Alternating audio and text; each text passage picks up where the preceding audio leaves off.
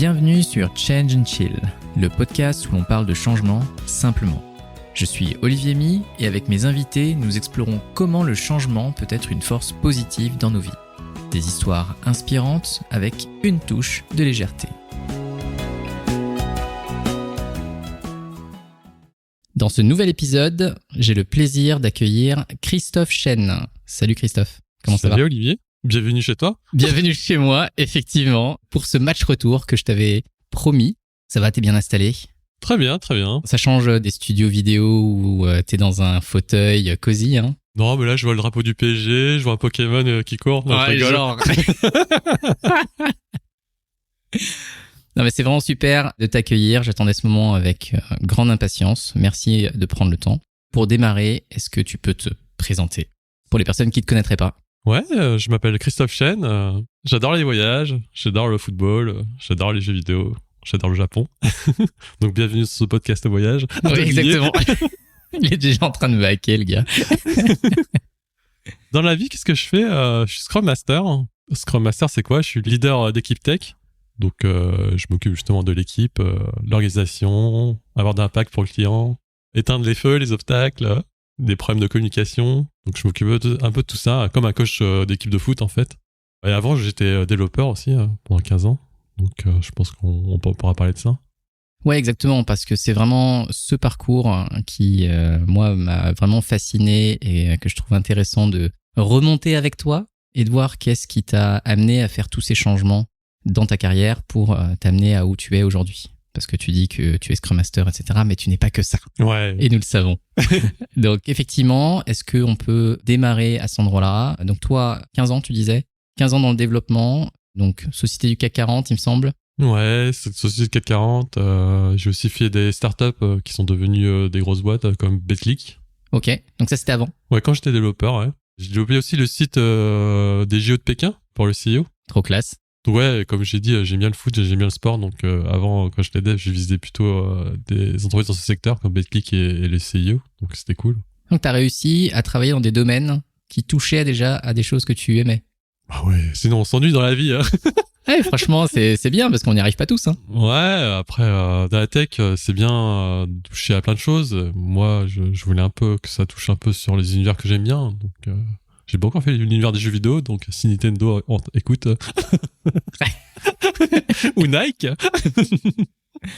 Bah, quand même que quand j'étais à New York, quand même, tu m'as demandé de ramener un t-shirt de Nintendo. Donc, effectivement, s'ils t'entendent, c'est de voir le passionné quand même que tu es. Ouais. Donc, développeur, tu parles aujourd'hui de Scrum Master. Est-ce que tu peux nous raconter ce qui a fait le changement de rôle Ouais, j'étais ce qu'on appelle un développeur full stack. Donc, je faisais un peu de tout. Je faisais du front, du back, de la data, enfin, un peu tout ce qui est derrière et un peu tout ce qui est devant. J'ai fait ça pendant 15 ans. Ça commençait à peser. Ouais, je comprends. Ça commençait à peser, ça commençait à être long. Et je me suis dit... Bon, là, je commence à prendre des années. Là, j'ai 44 ans, alors on enregistre ce podcast. Quelle jeunesse. Et quand j'allais dire, quand j'ai fini mon parcours de développeur, mais non, je l'avais pas encore fini, mais ça faisait 15 ans que j'étais développeur et je me suis dit, j'aime bien voyager. Je faisais tout le temps pendant les congés. Donc, c'était cool. Hein. Et je me suis dit, là, je suis pas satisfait un peu de ma vie, je vais être direct. Donc, il y avait pas que 15 ans à faire la même chose qui me pesait, c'était aussi... la vie perso et tout. J'ai toujours vécu à Paris aussi. Pour un Marseillais, c'est un peu chaud. Effectivement.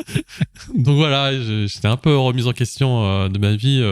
Voilà, ça faisait un peu cliché, mais c'est un peu la vérité. C'est une sorte de crise de la quarantaine, un truc de ce genre. Non, j'avais 33 ans. Ah oui, c'était bien plus tôt alors. J'avais 33 ans, donc...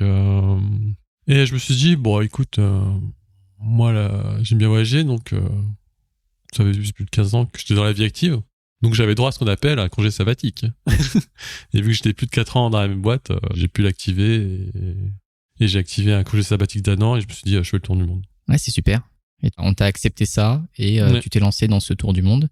Et du coup, qu'est-ce que t'as découvert dans ce tour du monde ? Parce que tu disais, ok, j'ai une insatisfaction. Potentiellement, le fait d'aller voyager, voir d'autres choses, ça t'ouvre des portes et des perspectives. Qu'est-ce que tu as découvert ? Bah déjà, comme je te disais, je voyageais pour mes vacances, donc à chaque fois, je restais un peu 3 semaines dans un pays. avec des contraintes, voyager et découvrir le plus de trucs possible, ou rencontrer des gens et après s'arrêter. Mais j'étais toujours sur la contrainte de 3 semaines. 3 semaines, hein, donc 3 semaines dans un pays Non, et après tu bouges. avant quand je voyageais. Ok, avant quand ok. je voyageais, j'avais toujours la contrainte des congés, donc je pouvais rester 3 semaines ou 4 semaines max. Là, je me suis dit, je fais le tour du monde, par contre, je cours pas. Ah ok, donc là c'est vraiment l'inverse. Je cours pas, et s'il faut rester 2 ou 3 mois dans le pays, je reste 2 ou 3 mois dans le pays. Donc c'est comme ça que j'ai démarré, et j'ai démarré par pour quelqu'un qui voyage beaucoup, je connaissais rien de l'Europe ni de la France en fait. Donc j'ai commencé. Tu voyageais loin à chaque fois? Ouais, à chaque fois je voyageais loin. Donc je faisais rien comme tout le monde. Et là, tu sais, quand les gens ils me disent, oh, t'as fait le tour du monde et tout, bah ouais, j'ai commencé par le Pays de Galles. Je me suis... Quoi? Tu vois? J'ai commencé par le Pays de Galles, je suis resté 2 semaines. Ensuite, j'ai enchaîné avec l'Écosse. Là, je suis resté 2 mois.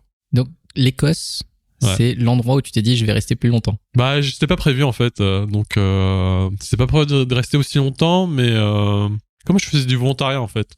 Moi, ce qui m'intéressait, c'était un peu me poser et voir un peu comment les gens vivent leur vie et tout. C'était aussi ça le tour du monde. Donc, j'étais resté dans une famille. Donc, j'étais passé par un site qui s'appelait Workaways. Workaways, c'est un site un peu comme Facebook ou comme LinkedIn, mais avec que des familles qui cherchent des volontaires. Donc je suis pas rémunéré pour travailler chez eux. Par contre, ils m'offrent le gîte, le logement et la nourriture, un peu comme je suis intégré dans une famille en fait. Ouais, c'est un échange Voilà. de bons procédés. Exactement. Donc moi, mon truc c'était de travailler juste 4 heures par jour en échange de tout ça, tu vois. Et je suis resté dans un bed and breakfast d'une famille écossaise. Donc cool. Donc je faisais des trucs pas très sexy, hein. Je nettoyais les toilettes, la salle de bain, j'accueillais aussi les clients, donc ça c'était cool. Je m'occupais de sortir le chien, de nourrir un peu les animaux. Donc, c'était une très grande maison avec plusieurs chambres. Donc, c'était cool. Et donc, tu Pays de Galles, tu restes en Écosse pendant un certain temps. Ouais. Est-ce qu'il y a des choses en particulier? Est-ce que tu as des anecdotes dont tu te souviens en Écosse? Bah, bien sûr. Moi, je te dis, c'était pas prévu que je reste aussi longtemps. Donc, ce qui m'a fait rester longtemps, c'est que déjà, la famille, ça fitait bien.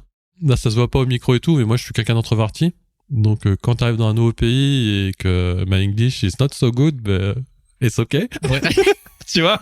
Et puis en plus en Écosse, quoi. Et en Genre, plus, c'est pas ceux qui ont l'accent le plus donc, simple à comprendre. tout était un peu compliqué, tu vois. Mais ça fait ce qu'on appelle, on sort de sa zone de confort. Et moi, j'ai kiffé, en fait, tu vois. Enfin, ça démarrait où j'avais le déblocage, où c'était un peu compliqué, mais au final, je me suis laissé porter par le flow et j'ai continué et j'adorais faire ça. Et donc après, j'ai enchaîné avec d'autres pays et je me suis dit, je vais faire ça à chaque fois, en fait. Je vais essayer de bosser dans un pays et voilà, quoi. Quitte à pas tout visiter, et c'est ok. Et c'est ok, c'est vraiment l'expérience de vivre la vie des gens. Exactement. Et du coup, après l'Écosse, tu as fait quoi? Donc, je sais pas combien t'as fait de pays, du coup, pendant le voyage. On va pas tous les faire, mais après, j'ai terminé en Asie. Donc là, j'ai fait plusieurs pays d'Asie du Sud-Est. Donc, je peux juste parler des 2 meilleurs voyages en Asie qui m'ont marqué. C'était le Japon. Le Japon, j'y allais tout le temps, hein, de toute façon, en train de faire Je crois que tu continues toujours à y aller, hein, ouais. Ouais, à chaque fois, je me dis c'est la dernière fois, et à chaque fois, j'y retourne. Mais cette fois-ci, je suis allé, mais pas pour faire des achats. Cette fois-ci, j'étais resté dans une auberge, dans les montagnes, et c'était super cool. Pareil, je devais rester 1 semaine, je suis resté 1 mois. Donc, j'ai coupé du bois, et pareil, j'ai accueilli les clients. Là, j'étais content parce que je fais partie des personnes qui parlaient le mieux anglais. Ça y est. Parce qu'ils sont nuls. Ils sont nuls au Japon en anglais. Donc, relativement parlant, effectivement. Donc, il faut dire la vérité, ils sont nuls en anglais. Et moi, voilà, c'était ok. Et c'était cool d'accueillir tous les endroits du monde. T'avais des Israéliens, des Allemands, des Américains. Et c'était génial, quoi. Tous les soirs, je tenais un peu le bar, tu vois, de l'hôtel. Et j'écoutais leurs histoires et c'était génial. Et donc, le Japon, t'as appris le japonais ou pas? Ouais, j'ai appris un peu. Après, c'est comme mon chinois, c'est comme mon allemand, c'est pas ouf. Et par contre, il y a un truc que j'ai développé, c'est marrant, c'est que même si j'arrive pas trop à parler la langue, j'arrive à super bien comprendre, en fait. Ouais. Quand j'écoute les gens, j'arrive à écouter et j'arrive à comprendre, tu vois. Donc t'agrippes quelques mots, puis après tu crées le sens autour. Ouais, j'arrive à comprendre. C'est pareil quand je vais chez ma famille à Hong Kong, c'est pareil quand je vois qu'ils parlent de moi dans mon dos, je dis attention, je comprends pas tout, mais je sais que vous parlez de moi et je sais que vous parlez de ça.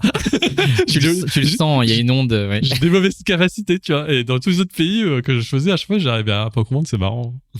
Et si tu devais garder un souvenir particulier de ce tour du monde, ce serait quoi? Ouais, ce serait Taïwan. Taïwan, pareil, pays où c'était pas prévu d'y aller. J'y suis allé juste parce que le billet d'avion était le moins cher. Donc je suis allé là-bas et j'étais abasourdi. Ah ouais, qu'est-ce qui t'a marqué le plus? Bah déjà c'est la gentillesse des gens. J'ai jamais vu ça. Moi, je pense que c'est un village gaulois. Ça n'existe pas. C'est la 4e dimension. Non mais j'ai jamais vu des gens aussi gentils et accueillants. Mais j'ai jamais vu ça en fait. Et t'as un exemple? Ouais, par exemple, j'étais resté dans une famille à Taipei. Donc pareil, je devais rester juste 3 jours. Je suis resté 2 semaines. Et ouais, c'était une prof d'histoire d'un collège. Et c'était génial parce qu'après, elle m'a demandé d'intervenir dans sa classe pour parler de mon voyage et parler un peu de la France. Et c'était cool. Et pour te dire comment ils sont généreux, c'est que je devais rester 3 jours. Finalement, j'étais resté 1 semaine, tu vois. Au bout d'une semaine, elle m'a dit, bon, Christophe, faudrait qu'on parle et tout. Je suis bon, écoute, j'ai un peu abusé. Ça fait un peu trop longtemps que je reste là, tu vois. Oui, c'est ok, tu vois. C'est pas grave. Et elle m'a dit... bon là ça peut plus durer, j'amène les enfants chez la grand-mère et moi aussi je vais y aller, comme ça je te laisse l'appart, comme ça tu peux rester à moi tranquillement et on arrête de t'embêter.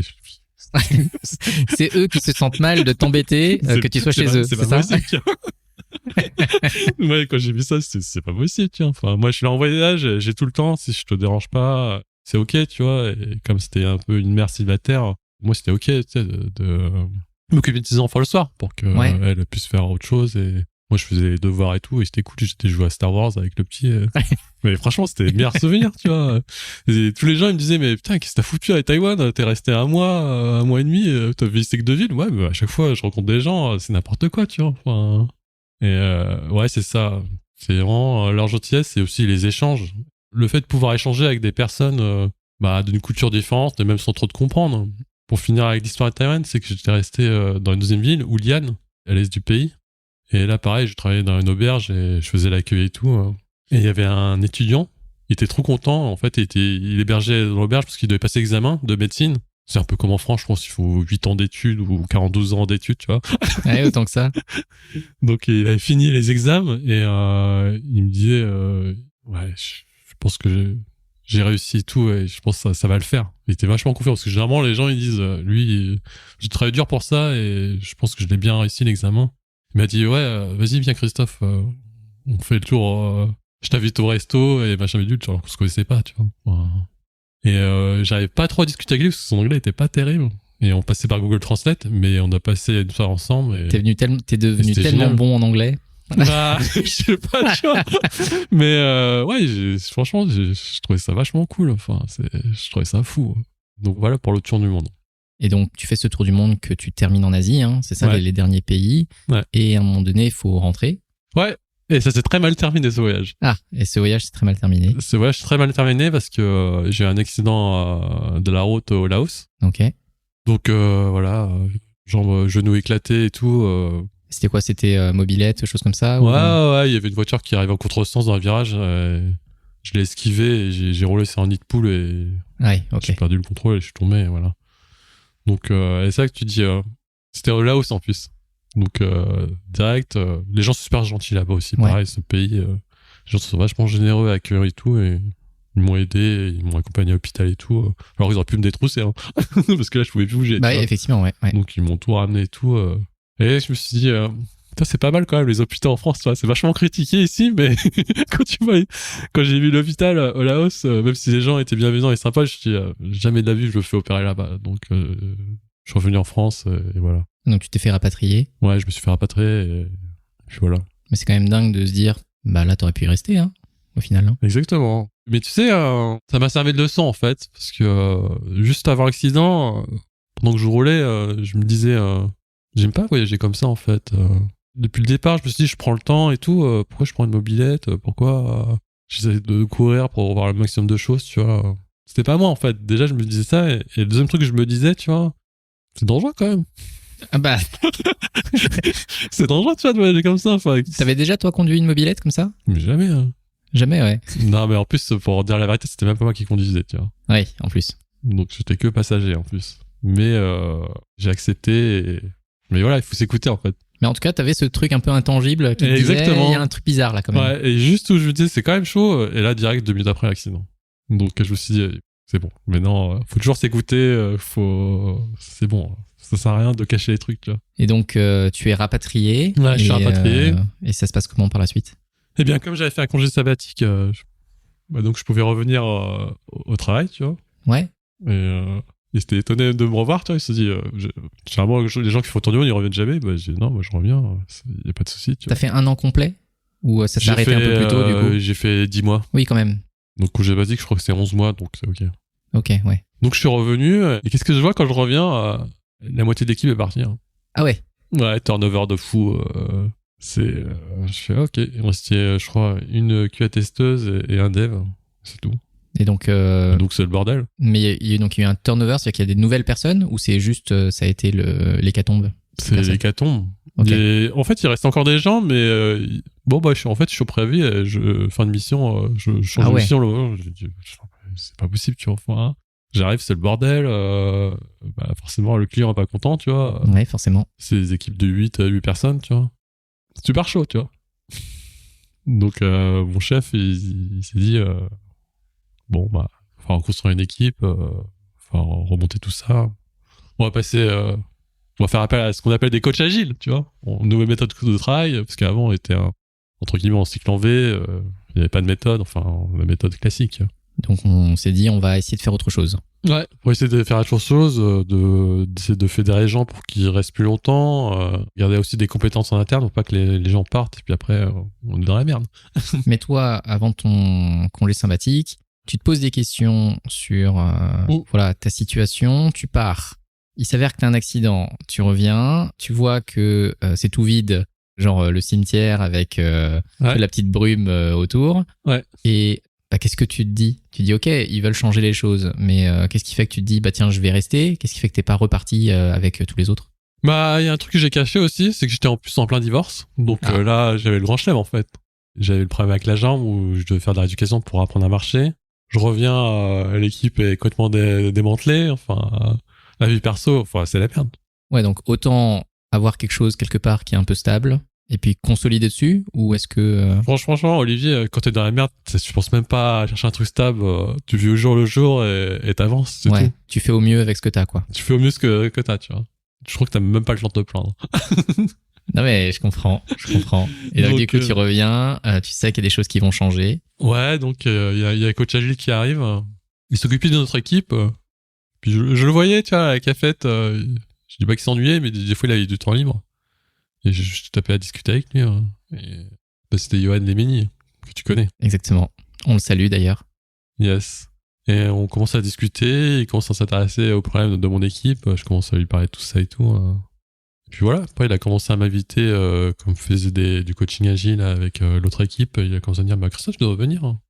Viens et tout. Donc je commence à m'intéresser. Je suis ah ouais, tu vois, agilité, machin véhicule et tout. Je connaissais un peu parce que chez Betclic, on fonctionnait un peu comme ça. Mais toujours pareil, on te montre les choses, mais on te dit pas pourquoi.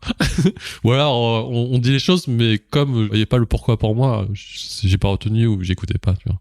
Je vais être honnête avec toi. C'est souvent le cas, hein. Malheureusement, on a beau le répéter de manière récurrente, expliquer le pourquoi, on a souvent le raccourci de allez, faites. Et puis voilà, on verra quoi. Donc il passe au pain fin, hein. Vu que c'est un très bon coach agile, il voit un peu mes points forts et aussi mon appétence pour communiquer avec les gens. Donc, comme je t'avais dit au départ, pendant des années, j'étais introverti. Je disais rien, tu vois. En réunion, je laissais toujours le leader ou le chef parler et c'était ok. J'osais pas, tu vois.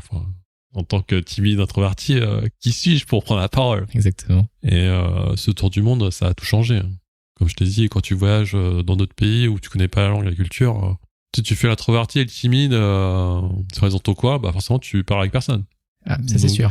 Donc tous les voyages, ça m'a permis de discuter avec plein de gens et m'adapter. Et je pense que je suis revenu dans l'entreprise, j'avais aucun souci pour discuter avec les gens et surtout quand il y a des problèmes, ne pas les cacher et le dire direct au top management ou les clients pour nous aider parce que là on est en pleine reconstruction. Il faut être sympa avec nous parce que voilà, on n'est plus beaucoup et on reconstruit l'équipe. Mais c'est marrant ce que tu dis parce que il y a un collègue d'une communauté à laquelle j'appartiens qui me disait la même chose que toi. C'est-à-dire que c'est quelqu'un qui, de manière générale, a du mal à aller voir les gens. Et il s'est donné le défi de partir seul, je crois que c'est en Colombie, sachant qu'il parle pas espagnol, pour rester 2-3 mois. Et c'est un voyage un peu initiatique pour lui parce qu'il me disait ok, déjà partir en voyage dans une culture que tu connais pas, c'est une chose, mais le fait de partir seul en plus, c'est que ça te force à devoir prendre des décisions tout le temps et pas juste te laisser porter par quelqu'un d'autre, etc. quoi. Et c'est pour ça que je te rejoins sur le fait que lui, ça a vraiment changé beaucoup de choses parce que ça lui a permis d'être plus avenant, de se rendre compte que il peut interagir avec les gens, il en est capable. Et maintenant, je suppose, je n'ai pas reparlé avec lui depuis, mais que ça lui a apporté énormément de choses à l'intérieur. Ouais. Oui. Donc ouais, le voyage solo, t'as tout à fait raison. Ça apporte ça. Mais même quand tu voyages avec tes potes, quand tu restes longtemps dans un pays et tout, là, à un moment donné, tu vois, t'es obligé de faire, entre guillemets, des rétrospectives ou faire des conversations difficiles quand ça convient pas, tu vois. Et le voyage, ça permet aussi de tester ça avec des amitiés et aussi des couples. Parce que tu fais des conversations difficiles, en fait. Tu dis, moi, j'ai envie de ça, toi, t'as envie de ça, moi, je suis pas d'accord, moi, j'ai moins envie. Comment on fait, tu vois. Et donc, avec tout ça, tu dois comprendre où je vais t'amener. Le coach Hélène, il a dit à mon chef, lui, t'es en train d'en bâtir l'équipe, il te faut un leader, il te faut un Scrum Master. Christophe, il est parfait pour ça. Et toi, t'en as pensé quoi? Moi, j'ai dit, c'est quoi encore ces conneries, Scrum Master? On va encore m'en mettre plus sur le dos, là. C'est ça, j'ai dit, c'est quoi ça? C'est quoi ce mot bizarre et tout? Je commence à regarder, ok. Donc, je suis resté à Dev et j'ai pris la casquette de Scrum Master pour déjà faciliter un peu les événements Scrum et tout, voilà. Ça a commencé à me plaire et à un moment donné, l'équipe a commencé à regrossir et on a embauché d'autres personnes. Et je suis passé à temps plein en final. J'ai arrêté le dev et je suis passé à temps plein sur ça parce que quand tu crées un collectif de personnes, tu crées pas un collectif de gens qui prennent du plaisir à bosser ensemble. On reste quand même dans une entreprise, on va pas faire des bisounours. Il y a quand même des objectifs. Des contraintes. Et moi, j'ai déjà dit tout à l'heure, j'adore le foot, j'adore le sport. Je peux pas me contenter que de la Coupe de France, tu vois, ou de la Championnat de France. Il me faut aller avec des champions. Donc, je suis quand même quelqu'un d'ambitieux et donc amener un groupe à le créer et l'amener aussi à faire progresser pour aller au max et pour gagner le plus de trophées. Moi, ça me botte en fait. C'est vraiment ce qui te bottait, ouais. Donc, le poste master en tant que leader, c'est cool. Ça me plaisait. Et la bascule entre Dev et Scrum Master, il y a eu des compétences que tu as dû développer? Bien sûr. C'est lesquelles en particulier? Je donnais l'exemple syndrome du sauveur, tu vois, le triangle de Karpman. Ouais. On a déjà parlé. Est-ce que tu peux en quelques mots le redécrire? Tu vois, moi, j'étais en mode, il y a des problèmes, moi, en tant que leader d'équipe, je suis là pour ton Scrum Master, je suis là pour lever les obstacles. Je vais lever les obstacles, je redresse les manches, je vais aller direct. Ouais. Mais les gens, quand ils voient un gars arriver, mais tu parles de quel problème? Tu sais, si les gens, ils voient pas le problème, mais que toi, tu le vois, ça sert à rien. Ils vont te dire, mais c'est qui ce gars-là, tu vois? Enfin, moi, il y a pas de problème. Si tu veux m'aider, je n'ai rien demandé. Donc, c'était super dur, ça, au départ, tu vois.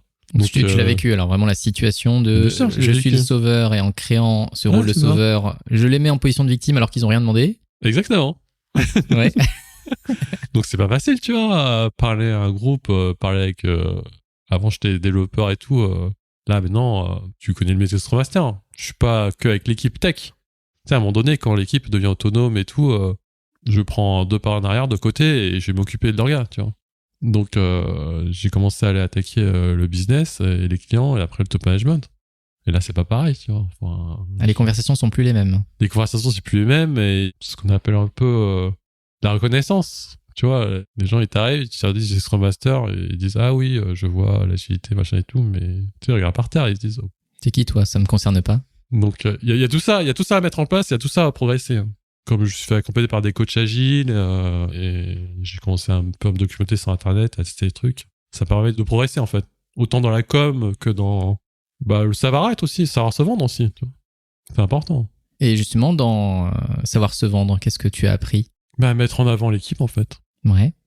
En tant que Scrum Master, c'était pas, comme je te dis, c'est pas que bien travailler ensemble, faire les releases et tout, c'est aussi montrer votre savoir-faire. Donc savoir se vendre, c'était quoi? C'était faire des vidéos. Chaque fois qu'on faisait une mise en prod, on sait bien que on reçoit 300 000 mails par jour, tu vois. Vraiment, si t'envoies un mail et il y a une vidéo avec, c'est pas pareil. Ah, c'est pas pareil, ouais. Les gens, ils cliquent, il y a de la musique, t'as les effets spéciaux et tout, et c'est pas pareil.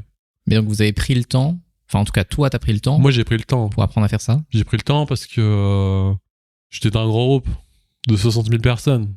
Donc, chaque année, les budgets, c'est rechallengé, et on va se dire les choses. Quand t'es dans une entreprise, l'IT, on sait pas ce qu'ils branlent, hein. On sait pas ce qu'ils font, les gens de l'IT. C'est un centre de coûts.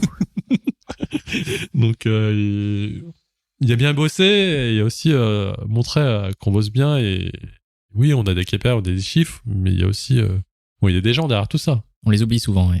On oublie. Et moi, j'avais l'avantage, c'est que nos clients, comme ils avaient vu qu'on était dans la merde 3 ans avant, donc ils se sont dit, ok, nouvelle méthode de travail, l'agilité et tout, nouveau mindset, ça marche, ça donne envie. Donc, et ça, il faut l'entretenir. Et donc, tu as réussi à mettre ça en avant. De ce que j'entends, et ce qui est assez remarquable, c'est que c'est pas toi que tu as mis en avant. Ouais, c'est plutôt l'équipe que tu as essayé de faire briller. Ouais, exactement. Parce qu'au final, les budgets, c'est pas que moi, tu vois, c'est l'équipe. Donc, c'était vraiment mettre tout le monde en avant. Mais même, tu sais, à un moment donné, je coachais mon manager. Hein, je lui disais, tu peux plus. Tu sais, des fois, t'es en des réunions, il n'y a pas le pourquoi, il n'y a rien. Il faut donner envie aux gens, tu vois. Donc, je voyais la com, on était nuls partout, tu vois. Faut le dire la vérité, on était nuls en com. Moi aussi, le premier, et j'ai progressé dans ça. Ouais, donc, justement, quand tu dis t'as progressé en com, qu'est-ce que t'as fait pour ça? Déjà, il fallait fédérer l'équipe. Hein. Ouais. Donc, on a mixé l'équipe avec des internes et des externes. Donc déjà, il fallait, tu sais, quand on parle de briser les silos et tout, avec le métier et tout machin, il faut d'abord briser les silos en interne. Donc, ça, il y en a beaucoup plus qu'on le croit, ouais. Ouais, beaucoup plus qu'on le croit, tu vois. Donc, il y avait ça, et pour fédérer, il faut déjà être sûr de soi, et montrer qu'on est sûr de soi, montrer qu'on est présent, et qu'on aide les gens, et qu'on est à l'écoute, et c'est ce que j'ai fait pendant des mois pour justement prendre la confiance de l'équipe, pour que on travaille tous ensemble, et moi, je suis là aussi pour vous aider. Donc, Et tu te rappelles d'un moment particulier dans cette période pour fédérer l'équipe? Ouais, je pense que le moment où je me suis dit là on a progressé, c'est qu'on a un prestataire externe, un prestataire super introverti, parle jamais, et il était venu me voir, il me dit Christophe, je crois qu'il y a un problème là dans l'équipe et tout. C'est pas un gros problème, mais je pense qu'on peut s'amuser sans mise en prod et tout. Mais je sais pas comment adresser le problème. J'ai pas trouvé de solution. Est-ce que tu peux m'aider, Christophe, pour faire un atelier pour que j'adresse le sujet à l'équipe? Et comme ça, c'est l'équipe qui va trouver la solution et pas moi. Moi, quand j'ai entendu ça, j'ai fait, ouais, c'est bon. C'est bon, je suis passé de Scrum Master débutant au next level, tu vois. Et je trouvais ça cool, tu vois. Alors que c'est un gars, il parlait jamais, en fait. Mais je pense qu'il a vu que je me battais pour l'équipe, et j'ai réussi à inculquer ce qu'on appelle l'amélioration continue. Et le gars, il était clairement maintenant dans cet état d'esprit-là, et il voulait bosser pour l'équipe, tu vois. Et c'était cool. C'est vrai que c'est un marqueur qui est super important. Hein. Déjà, quand la parole, elle s'ouvre, et quand les gens viennent te parler en confiance, c'est déjà énorme. Et donc, quand tu fais déjà cette partie interne de l'équipe, comment est-ce que tu as fait pour ensuite vendre ton équipe à l'extérieur? Ouais, après, il fallait créer du lien aussi avec les clients et le business. Donc, pareil, on a fait... moi, à chaque fois, je prends le café chez eux. Ouais. Non, mais les gens, ils ont pas le temps, Olivier. Les gens, ils ont pas le temps. Moi, j'adore leur remote, hein, y a pas de souci. Moi, des fois, quand je dois faire du deep work, entre guillemets, et même en tant qu'introverti, le fait de pas venir au bureau, c'est génial pour moi, parce que comme ça, je peux rester concentré et pas être interrompu, clairement. Ouais. Par contre, quand il faut créer du lien avec le client et le top management, là, il faut aller chercher direct, parce que c'est pas sur leur Google Agenda qui est rempli à Hara, tu vois, que tu sont pas disponibles, les gens. Donc moi, je vais direct les chercher à la cafette. Hein. Tu cherches à la cafette, tu prends un café avec eux, tu leur demandes du feedback et tout. Au départ, ils vont rien te dire. Ils vont dire tout va bien et tout. Et à force de te voir venir et que à chaque fois tu demandes comment ça va et tout, les gens ils s'ouvrent en fait. C'est vrai que tu as réussi à créer des connexions, entre guillemets, à la machine à café. Exactement. Pour que ces personnes s'ouvrent à toi et que ça légitime ton rôle aussi, hein, en même temps. Ouais, et quand je dis à la machine à café, c'est je leur dis viens, on va boire un café, tu vois, t'as 5 minutes aujourd'hui, on peut discuter. Et ouais, en créant du lien avec ça, ça a fait aussi progresser l'équipe et le produit, hein, surtout. Et ça, c'était génial aussi. Hein. Et j'ai le souvenir que tu m'avais parlé d'un concours. Ouais. Et donc, ça, c'est quoi comme épisode, ça, de... Alors là, c'était l'épisode où j'étais le plus énervé dans mon travail. Énervé, dans quel sens? Clairement, l'équipe que j'ai mis 5 ans à rebâtir, de 2 personnes à 15 personnes, du jour au lendemain, on va réduire l'équipe en 2, en fait. Ah ouais? Ouais. Je dis, pourquoi? Alors que tout le client est content, on a les résultats, chaque année, on fait toujours plus de CA. Mais là, il y a une nouvelle politique dans la boîte et tout. Donc il y a un choix. Il n'y a pas le choix. Fait. Ouais. Moi, il y a quelqu'un qui me dit ça, mon manager me dit ça, mec, je suis désolé, je comprends pas. Tu me donnes une vraie feuille de route, pourquoi on arrête l'équipe, et c'est quoi le plan B, la vision, on n'est pas capable de me la dire. Moi, j'étais, non, je n'existe pas, en fait, enfin. Ouais, donc énervé, quoi. Ouais, énervé. C'est toujours pareil. C'est toujours quand même le syndrome du sauveur et tout, qui est toujours en moi et tout. Mais c'est toujours pareil. Moi, si on m'explique pourquoi on fait les choses, il n'y a pas de souci. je suis corporate, il y a pas, tu sais, là, on peut pas m'expliquer, tu vois. Il y avait une décision, c'est tout. Il n'y a pas de décision. Je me laisse pas faire. Je me laisse pas faire. Et je me suis dit, ok, bah. Au niveau autour de nous, l'écosystème, les gens ils me connaissent. Par contre, au niveau du groupe, on nous connaît pas. Donc, je vais inscrire. Chaque année, il y a un concours dans cette boîte là où ils privilégient, ils récompensent les meilleurs produits relations clients tech. Et j'ai dit, bah, mon produit, il est direct là-dedans, tu vois. Mon produit, c'était un site pour les médecins où ils peuvent voir toutes les données des patients qui souffrent du diabète ou des problèmes respiratoires. Donc, ça aide les gens, tu vois. Enfin, ça aide les médecins, ça aide les patients. C'est un impact direct avec des gens. Ouais, et ça permet de signer des prescriptions. Comme ça, il n'y a plus besoin de passer par la poste, écrire un stylo. Là, direct, format numérique, tout est fait. Donc, on était à plein dedans. Ouais, exactement. Donc, moi, je crois à ce qu'on fait et c'est normal. Et je crois aussi à l'intérêt de l'équipe et du client. Je vais mettre ça en avant. Je vais mettre ça en avant, direct. Mon chef a dit, non, mais on est nul en com. C'est chaud. Enfin, je comprends, Christophe, mais on est nul en com. Mais de toute façon, tu vas m'aider, non? Tu vas m'aider et moi, je vais me former à la com et on va faire. Il me dit, ok, Christophe, on va s'inscrire. L'important, c'est de participer. Moi, je te dis, Moi, j'ai pas envie juste de participer. je suis là pour gagner, tu vois. Enfin, et pareil, mon équipe, on dit, non, mais c'est de la com, c'est de la politique, on gagnera jamais. De toute façon, les restations de trucs et tout. Je fais, on part de deux principes, tu vois. Si tu travailles bien, c'est cool. Mais si tu travailles bien et personne ne le sait, c'est moins cool. Moi, je leur ai pas dit qu'on allait réduire le budget. Hein. Oui, tu leur as juste dit, il y a cette opportunité-là. Voilà ce qu'on peut essayer de faire. C'est ça. Je crois dans le fait qu'on fait quelque chose de qualité qui apporte, autant que le groupe le sache. Exactement. Mais ils ont commencé à se dire, ok, bon, écoute, ok, on y va. Donc j'avais plusieurs tactiques en fait. J'avais une stratégie en fait. Déjà, je me suis dit, les vidéos, je commence à maîtriser avec l'outil Canva et tout. On va continuer. Pour le dossier d'inscription, on va continuer avec les vidéos. Il y a un truc sérieux et tout. Il y a dossier d'inscription et tout. Ah oui, c'est pour ça que ça faisait chier tout le monde, entre guillemets. Parce qu'il faut remplir un dossier.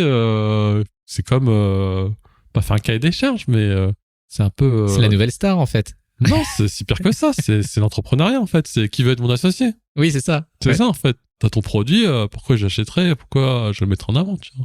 Donc la vidéo et tu sais, j'ai embarqué un client, tu vois. J'ai dit, tu peux avoir un feedback d'un médecin pour me dire que tout est cool et tout, faire une interview et tout, et comme ça on mettra ça en vidéo. Et ça, c'est quoi? C'est le premier tour? C'est une sorte de premier tour pour un peu filtrer les candidatures? Non, c'est juste poser le dossier, tu vois. Après, je vais faire l'enfoiré. Je sais que tout le monde est un peu à l'ancienne. Donc, ils vont juste mettre un fichier à Google Doc et écrire... Donner des arguments et puis voilà. Ouais. Moi, je me suis dit, on va racheter des vidéos, on va racheter des feedbacks clients, on va faire les choses bien. mais tout ça, je pouvais pas le faire tout seul. J'avais des blocages, que comment on fait? Bah, c'est sûr. Comment se vendre et tout. Moi, je sais pas vendre. Donc, j'ai fait appel à un gars qui s'appelle Alex Viseo. Alex Viseo, c'est un gars que je suivais depuis plus de 10 ans, hein, parce que c'est l'ancien influenceur voyage numéro 1 en France. Et vu que tu as voyagé aussi. J'ai voyagé, j'ai fait plein de pays, quand on en a parlé tout à l'heure, Taïwan, Colombie, c'est à cause de lui, c'est à cause de ses conneries. Sur Facebook, sur Instagram, je suivais, je dis, ah putain, c'est pas mal comme pays. Le Japon, j'aime bien, mais c'est vrai que la Colombie, ça a l'air pas mal. Donc ce gars-là, j'ai toujours suivi pour les voyages. Et là, il avait arrêté l'influence sur le voyage. Il était passé dans ce qu'on appelle le personal branding.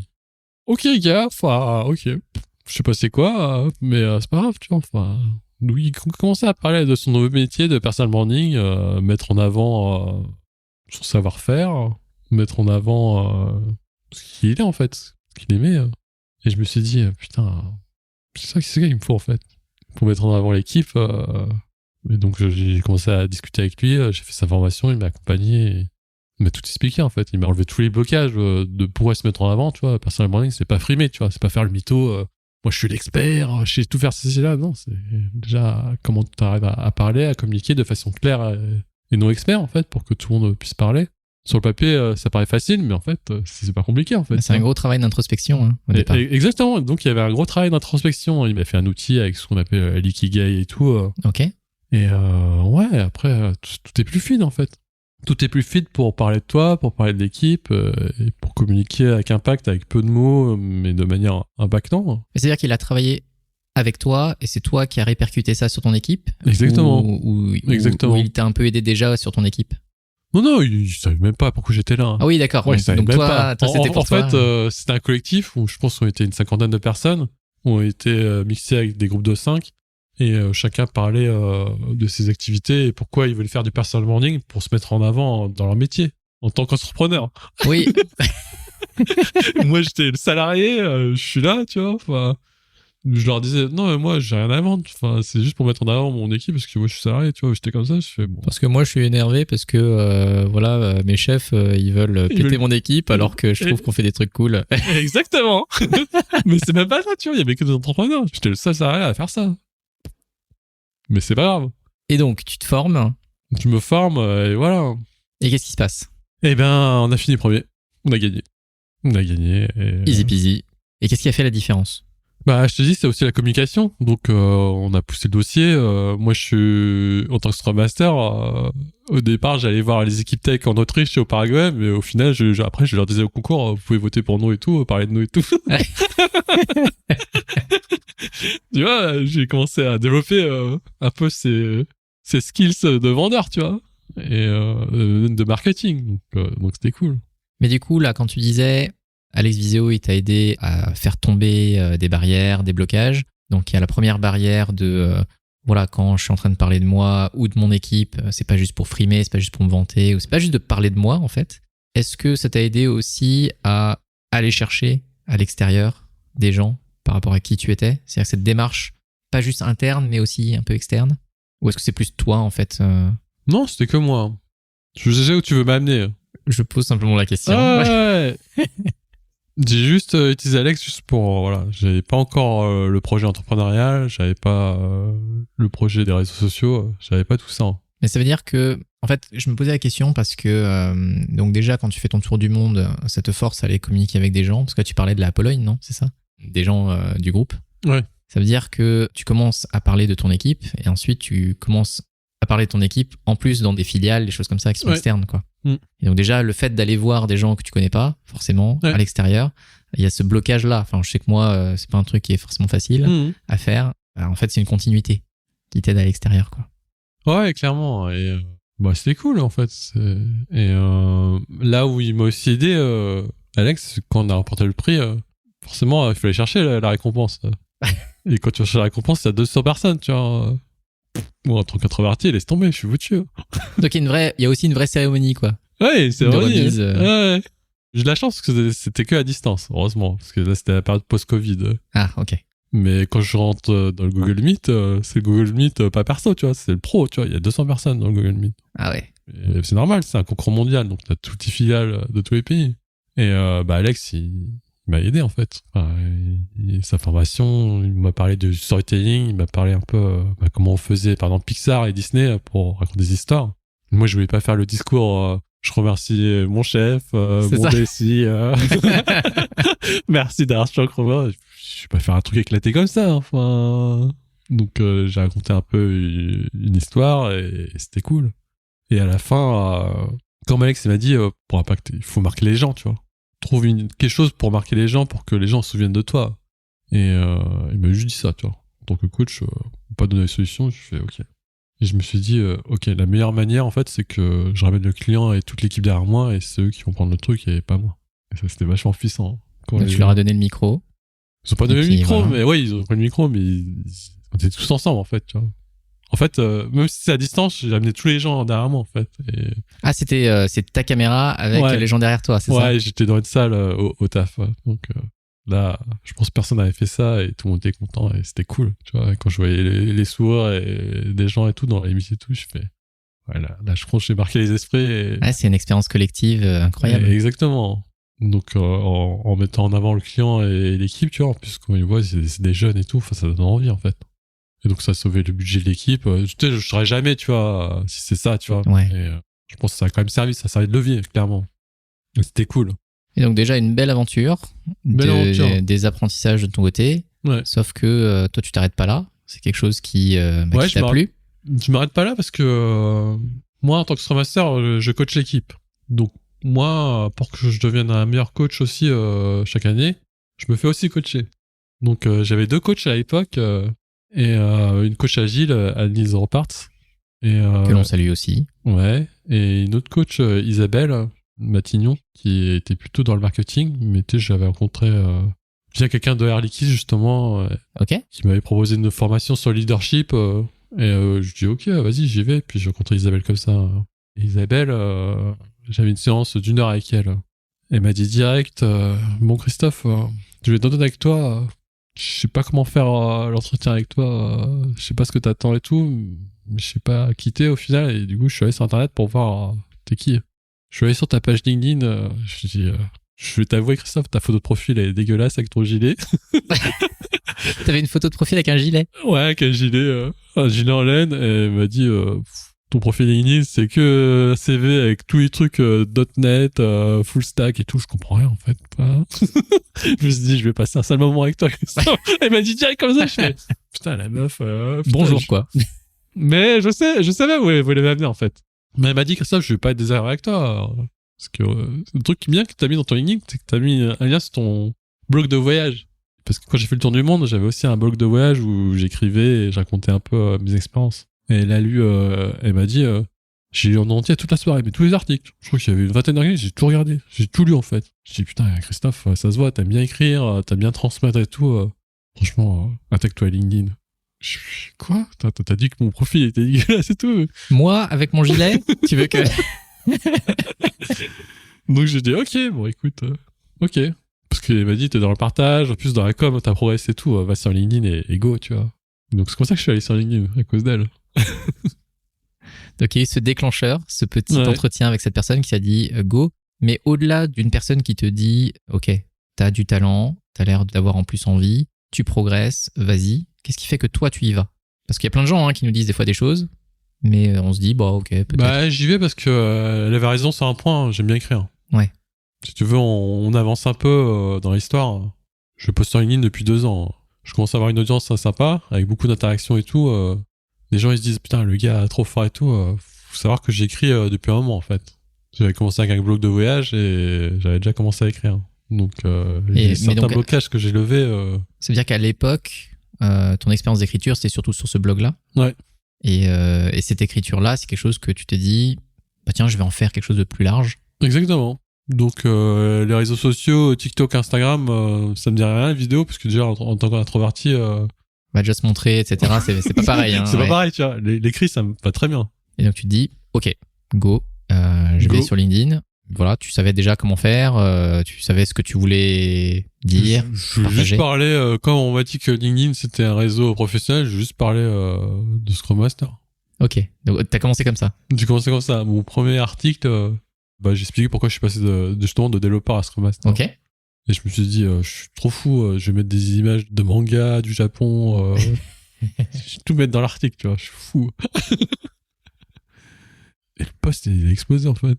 Ah ouais? Ouais, tu sais, tous les gens, ils gueulent sur LinkedIn et tout. Moi, sans frimer, j'ai jamais floppé en fait. Mon premier post, il a fait 200 likes. Ah oui, quand même. Il a fait 200 likes, il a fait, je crois, 15 000 vues. Ça a marché en fait. Enfin, je voyais les gens ils aimaient bien ça, tu vois. Enfin, pourtant, j'ai parlé de Scrum Master.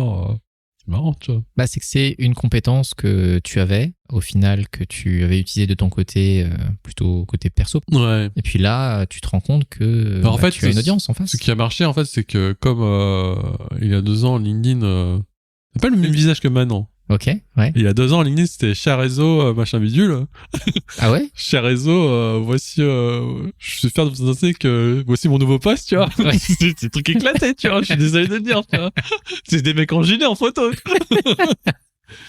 Et donc, le fait que quelqu'un parle un peu de son métier un peu obscur et qui parle aussi du Japon et de ses voyages, ça a commencé à intéresser les gens. Donc c'était cool.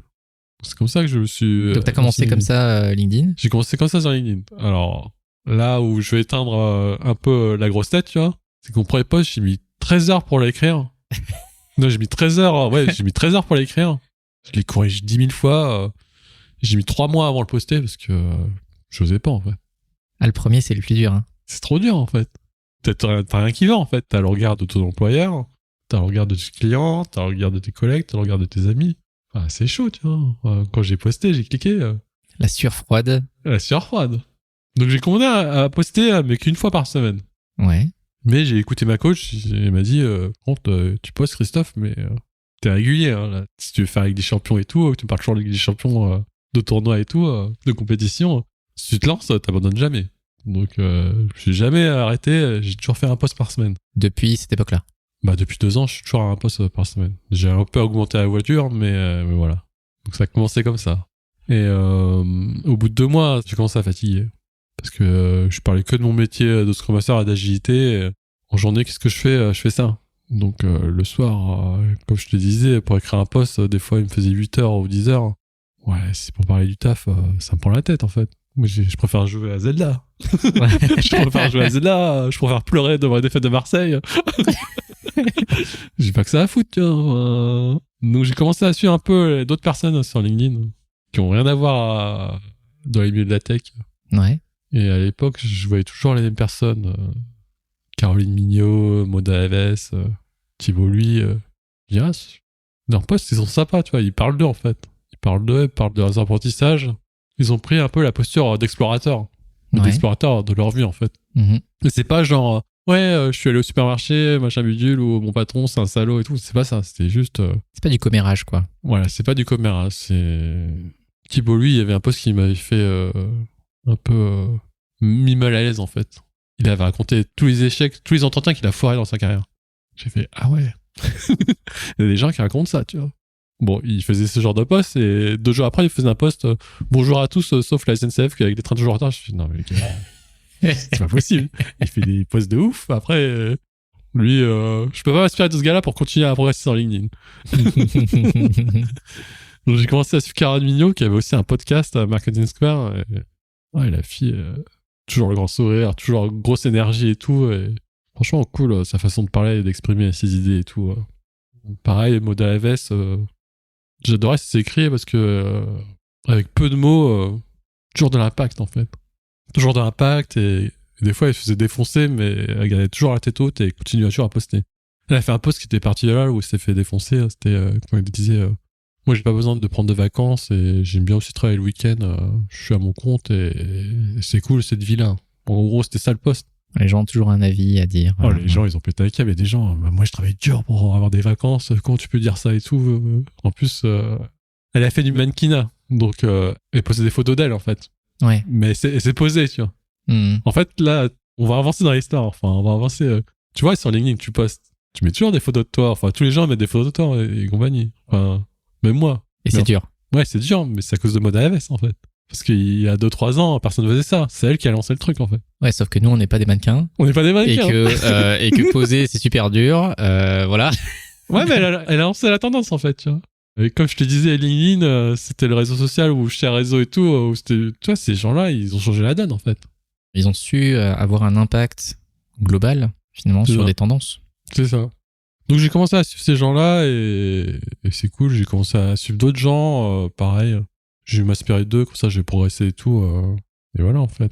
Donc pour faire l'étape suivante, c'est-à-dire qu'on peut toujours tout faire tout seul. Ouais. On commence, toi en plus ça marchait bien pour toi. C'est juste que c'était long, c'était dur, tu vois, c'était pénible. Donc tu t'inspires de personnes qui pour toi étaient un peu plus devant, qui peut-être faisaient résonner quelque chose aujourd'hui que tu n'avais pas touché. Parce que tu disais, moi je postais juste sur mon métier, au bout d'un moment ça me fait chier et j'ai envie de parler de la Ligue des Champions et des animés, quoi. Exactement. Et donc du coup, tu t'inspires de ces gens-là, qu'est-ce qui se passe après? Malheureusement, tous ces gens-là, tu vas rigoler, tous ces gens-là, ils ont été formés par un seul gars. Ah. Thibault Lui. Ouais. Donc c'est le gars où je voulais pas y aller. Et je me suis dit, bon, ok, tous les gens, ils ont progressé, ils sont tous passés par lui, je vais y aller. J'ai pris sa formation, ça m'a coûté la peau des fesses. Hein, pour un salarié en plus. Ouais, je crois que c'était 2000 balles, un truc comme ça. Ça veut dire que t'as quand même décidé de te dire, ce truc-là, c'est un truc sérieux quand même. Le fait de poster sur LinkedIn, c'est pas juste un loisir. Parce que t'as une coach qui te dit ça un jour, toi, t'as quand même senti que c'était quelque chose d'important. Ouais, il y a un morceau de l'histoire qu'on a oublié de parler, tu vois. Parce que Alex Vizio, quand il m'avait aidé à l'époque, ça m'avait quand même coûté 800 €, tu vois. Ouais. Pour quelqu'un qui achète des PlayStation 5 à 600 balles, achète des chaussures à 200 € et qui a une centaine de paires de chaussures, je te laisse le compte. Ouais. Normalement, si j'avais pas acheté tous ces conneries, entre guillemets, je serais déjà millionnaire avec mes ETF ou en bourse. Ouais. Mais bon, voilà, il n'y a pas de regret. Et donc, le truc aussi qui s'est passé, c'est que comme moi, je coach l'équipe, j'ai commencé un peu à changer dans mon état d'esprit. Je me suis dit, j'ai envie de progresser. Pour progresser, c'est OK de payer des coachs, en fait. Ouais. Donc voilà, c'est pour ça que les 2000 euros pour Thibaut, lui, je pense que mes potes, ils ont dit, mais qu'est-ce que tu branles, enfin, t'es fou, enfin, c'est même pas de la tech, c'est même pas agité. Mais c'est vrai que ce que tu dis est important, c'est que la logique d'investir en soi est pas quelque chose qui est si répandu que ça, au final. Alors, dans le monde de l'entrepreneuriat, au final, si, parce que t'as pas le choix. Mais dans le monde, on va dire, normal, global, vu qu'il y a un système de formation où, tu vois, les gens sont plutôt en attente, que soit que l'entreprise leur donne, ou il y a le CPF, ou j'en sais rien. Les gens payent plus, en fait, les choses. C'est un petit peu comme le système de santé, hein, d'ailleurs. On attend toujours, est-ce que c'est remboursé, pas remboursé. Le fait d'investir en toi sur quelque chose que tu as choisi et que tu n'as pas besoin d'avoir la permission de quelqu'un, bah, c'est assez différenciant. Non, clairement. Et le truc que je voulais dire, c'est qu'au final, écrire en ligne et tout, j'adorais, en fait. J'adorais. Avant, je passais ma vie à... Parce que oui, il y a aussi ça. Parce que quand tu écris en ligne, tu te fais défoncer. Bah, ça va dans les deux sens, quoi. J'ai pas envie d'aller là-dedans, excusez-moi, on peut peut-être en parler plus tard. Mais juste le fait, tu vois, au lieu de jouer 5 heures par jour à des jeux, c'est OK, mais je l'ai fait pendant 15 ans. Là, je prends du temps à écrire, à poster sur Internet. Ça m'amusait, en fait. Ça m'amusait, mais moi, tu vois, ça me donnait un peu de clarté dans mes idées. Et je trouvais ça cool. Enfin, ça m'amusait vraiment, j'aimais bien. Donc, tu vois, sortir 2000 balles pour faire une formation... Pour faire quelque chose que t'aimes bien, au final, c'est pas si mal. Y a pas de souci, en fait. Mais je te rejoins sur le fait que écrire... bah tu vois, nous on se connaît de la communauté, moi j'ai un blog. Quand j'ai ouvert ce blog-là, c'est plus parce que je voulais enlever des choses de ma tête et les poser quelque part. Mais je me rappelle aussi que mon premier article que j'ai posté, en plus c'est sur mon site, donc c'est-à-dire que si les personnes tapent même pas l'URL, ils tombent même pas dessus, mais même ça, moi j'ai eu des sueurs froides quand j'ai appuyé sur publier, et l'article il fait, je sais pas, 50 lignes quoi. Enfin c'est un truc tout petit. Moi franchement quand je regarde des fois cet article, je me dis c'est fou. À quel point on peut se faire des idées de quelque chose qui est mis à l'extérieur, alors qu'en fait, c'est rien du tout. Quand tu vois maintenant les posts que tu fais, au moins les articles que j'ai commencé à faire sur mon blog, ça n'a rien à voir. Par contre, le travail d'écriture, c'est super structurant pour ces idées. Ça aide énormément pour ensuite l'expression. Et ça t'aide à poser tes idées et à clarifier la direction que tu veux prendre. Ouais, clairement. Mais l'écriture, c'est trop fort. Et en plus... Autant en vidéo et en audio, si t'es bon orateur ou t'as du charisme, je trouve que tu peux feinter, tu vois. L'écriture, j'ai l'impression que tu peux quand même lire en diagonale et tu peux voir un peu si les gens sont pas sincères ou pas. C'est mon avis à moi. Ouais, bah c'est une vision, hein, encore une fois. Et c'est pour ça que j'aime bien l'écriture et c'est comme ça que je me suis identifié à des personnes pour voilà. Donc voilà, je fais la formation de Thibaut, lui. Donc sa formation, c'était quoi? C'était apprendre... C'est pas qu'il y ait LinkedIn en fait, c'est créer son propre média. Ok. Je dis ok, moi de toute façon moi j'ai déjà fait des vidéos et tout, pourquoi pas, on va voir. Moi c'était avant tout pour LinkedIn, mais voilà. Donc je rentre dans sa formation là, j'ai pété un câble Olivier. Pourquoi j'ai pété un câble? J'étais avec des gens que j'ai rien à faire avec eux en fait. J'avais Anouk et Lisa qui ont créé la boîte de Dijon. Anouk et Lisa, pour les gens qui savent pas, ils sont passés sur Qui veut être mon associé sur M6. Et elles font entre 1 et 2 millions de chiffre d'affaires, tu vois. Enfin, je suis avec ces gens-là, tu vois. Moi, je suis bonjour, je suis salarié. Je vais mourir sur LinkedIn, tu vois. Et moi, j'aime bien écrire, voilà. Je me retrouve avec ces gens-là, tu vois. Je me suis retrouvé avec un gars que tu connais bien, Jeremy Coleman. Le mec, il a sa boîte de coaching et tout. Je fais 2 millions de CA. Qu'est-ce que je prends là, tu vois. Enfin, au départ, je me suis dit, ok. T'as été bien entouré, en tout cas. Bah bien entouré, en fait ça m'a appris un truc, tu vois, c'est quand tu vois des gens qui sont en avance sur toi ou qui ont un lifestyle ou un business différent de toi, soit tu te compares et la vie est dure et toi t'es une grosse merde, eux ils sont trop forts, ou soit t'observes et t'essaies de comprendre pourquoi ils font ça et comment ils l'ont fait. Et ce que j'ai fait, et au final ces gens-là c'est des crèmes en fait, comme toi et moi, ils sont super sympas, ils sont disponibles. Enfin, moi je fais comme si, mais... Moi j'ai trouvé ça à fond en fait. Ils sont super humbles et curieux et le truc qui rassurait c'est qu'ils étaient aussi nuls que moi sur LinkedIn. Et j'étais même un peu meilleur qu'eux. Et donc c'était marrant. Ce que tu dis est important parce que on s'en rend compte, et moi qui commence à rencontrer aussi des gens comme ça qui réussissent, souvent ceux qui réussissent n'ont pas cet esprit de compète si marqué. Donc oui, on a tous des blessures, on est tous humains et on a tous des trucs qui font qu'on réagit plus que d'autres. Mais il y a cette vision qu'il y a de la place, que s'ils ont réussi, c'est aussi parce qu'ils ont travaillé sur quelque chose. Il y a du travail derrière, c'est pas que de la chance. Des fois, il y a un petit peu de chance, mais c'est pas que de la chance. Et le fait d'y être allé, d'avoir investi en toi, c'est ce qui t'a permis de rencontrer ces gens-là aussi. Et les rencontres, on a beau dire, c'est ce qui nous transforme. C'est exactement ça. Donc, franchement, cette formation-là, elle m'a complètement dézingué le cerveau, comme je l'avais dit à mon podcast avec Manon. Et c'est cool, en fait. C'est cool. T'es dans une pièce où t'es le moins avancé et tu vois ces gens-là et ça te donne envie. Tu te dis, au final, ils sont comme toi et moi. Ça a marché pour eux, pourquoi ça marcherait pas pour moi, tu vois. Mais le but, c'est de pas les copier. C'est de dire, moi, j'ai des ambitions, pourquoi pas, justement, être accompagné par ces gens-là et ça change sa vie, en fait. Moi, ça a clairement changé ma vie sur ça, en fait. Mais c'est marrant parce que, au final, le truc que j'ai fait, c'est que, en fait, le truc que j'ai compris rapidement, c'est que pour progresser, il faut que tu aies ta tribu, en fait. Ouais. Il faut que tu aies ta tribu et que tu sois avec des gens qui sont en avance sur toi, mais pas trop, pour que toi, tu puisses, justement, comprendre un peu, piger ce qu'ils font et que après, toi aussi, tu peux les aider au final. Parce qu'au début, je me disais, bon, moi, je suis salarié. Qu'est-ce que je peux faire pour eux au final ? Mais au final, c'est là où tous les points forts et toutes les choses que j'ai appris ces dernières années, je suis dans ça, en fait. Moi, en tant que Scrum Master, je suis fort pour prendre le rôle du leader, de fédérer les gens et de les questionner et aussi, ok, là, c'est chaud, comment je peux t'aider et poser les bonnes questions et les écouter. Et j'ai commencé à faire ça avec plein d'entrepreneurs et c'est comme ça que j'ai créé ma tribu et c'est super cool, en fait. En fait, je suis le Scrum Master des entrepreneurs rebelles de LinkedIn, en fait. Voilà ta tagline. Voilà. Et c'est comme ça que voilà, j'ai créé ma tribu, un cercle d'une dizaine de personnes et c'était cool. Et le truc qui m'a fait marrer, c'est qu'à un moment donné, comme j'étais fort pour lier les gens et créer du lien, et à un moment donné, tu vois, quand les gens ils me demandaient moi j'ai un client qui me paye pas, ça me fait chier. Je dis attends, mais moi je connais quelqu'un qui est coach de négociation, elle peut t'aider justement pour récupérer tes factures à payer et tout. Je dis c'est cool. T'as d'autres personnes, des autres entrepreneurs qui me disaient putain là mon monteur vidéo, c'est le deuxième là que je change, ça convient pas. Je dis mais moi j'en connais un autre, si tu veux je te le propose et tout. J'ai commencé à envoyer des liens avec des gens et j'ai ma pote qui s'appelle Laurine Blandin qui coach les restaurateurs. Comment leur pour pas faire un restaurant, créer un restaurant, c'est vraiment comment avoir un business rentable et comment mieux recruter les gens et compagnie, un peu comme le réalité en fait. C'est toujours, on a tous les mêmes problèmes en fait.